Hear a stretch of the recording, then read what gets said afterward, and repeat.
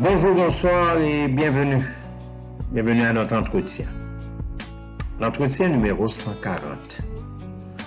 Aujourd'hui, je ne suis pas ici pour vous demander d'être bon envers les autres, car c'est une nécessité de l'être. Vous savez que c'est une obligation d'être bon envers les autres. C'est un devoir, un impératif de penser aux autres, de les aider, de les accompagner, les soutenir dans le malheur.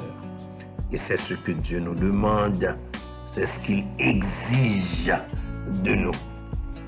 Je suis plutôt ici pour vous demander d'être bon, mais bon envers soi-même. Attention là, je ne vous demande pas de devenir brusquement un égoïste.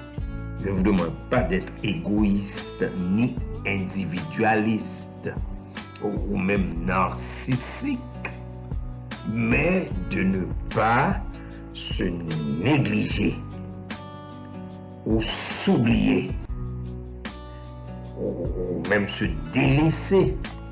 Plusieurs personnes s'occupent très bien des autres sans s'occuper d'eux-mêmes.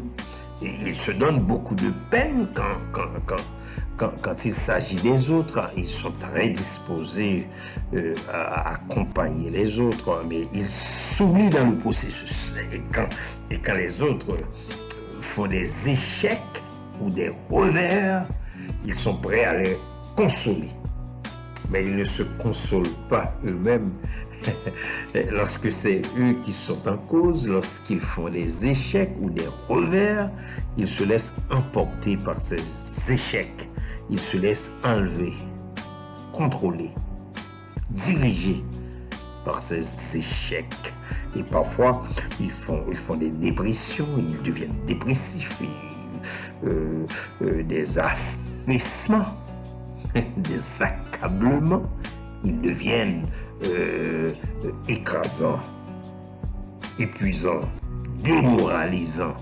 Ils ne savent pas qu'ils doivent savoir se gérer pour mieux gérer les autres. Ils ne savent pas qu'ils doivent avoir une stratégie, une conduite, une méthode, même un moyen pour mieux se gérer.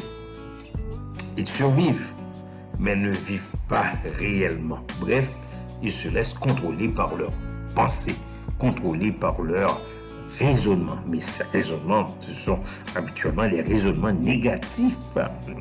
Ils se laissent contrôler par leurs erreurs. Et vous savez que ces raisonnements négatifs, ce sont des événements, des raisonnements, dis-je bien, qui écrasent, qui aplatissent, qui réduisent et qui écrasent les gens. Vous savez que Nietzsche, qui est un philosophe hautement contestataire, il a déjà dit que les pensées viennent quand elles veulent et pas quand nous le désirerions. C'est vrai, les pensées nous arrivent sans avertissement, sans instruction, sans commentaire. À bien regarder, ce que Nietzsche a dit est vrai. C'est un point de vue qui n'est pas dépourvu de valeur, quoique mes différences profondes sur plusieurs autres points avec l'auteur. Mais ce qu'il dit est vrai, c'est réel, c'est correct, juste, car les pensées viennent quand elles veulent. De la même façon que nos émotions n'apparaissent pas non plus ou disparaissent quand on le décide. Elles viennent quand elles veulent. Et sans avertissement, sans instruction, sans commentaire. Pourtant, nous devons les contrôler. Nous devons quand même... nous ne devons pas laisser ces échecs nous paralyser. Nous ne devons pas laisser ces erreurs, ces faussetés, ces duplicités nous guettent, nous paralysent. Bref, nous devons apprendre à nous applaudir, nous ovationner, nous acclamer. Chers amis, soyez bons. Soyez bons Mais pour vous, soyez bon pour vous.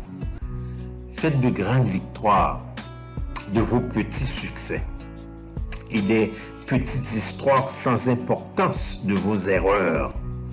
Apprenez à vous célébrer, même si ce n'est pas le jour de votre anniversaire. Que l'Éternel vous soit en aide. Clébert Jean-Charles vous a parlé. Au revoir et à bientôt.